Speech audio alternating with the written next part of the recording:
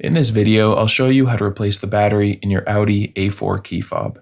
This is a really quick and easy process, and you can do it yourself at home. All you'll need is a small flathead screwdriver or similar tool and two CR2025 batteries.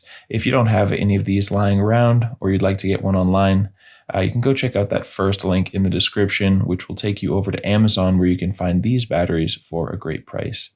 All we want to do is look over on the right side of the key fob.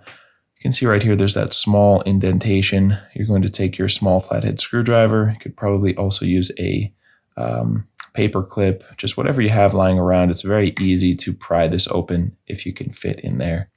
And there we can see the battery. If you do not have a tool that is working for you, I will just recommend this little set of screwdrivers that I personally use. This is just a few dollars on Amazon as well, and this will be in the description.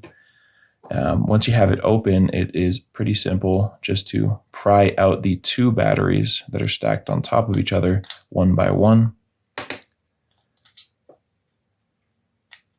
Just carefully remove those batteries.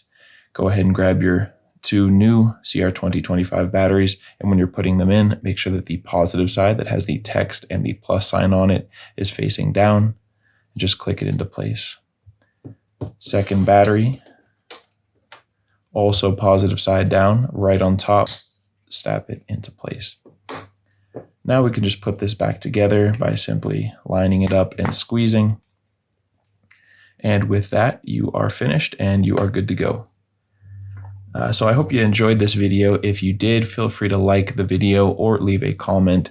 And if you ever need help with another one of your keys, you can come back here to this channel and we'll have you covered with a tutorial just like this one.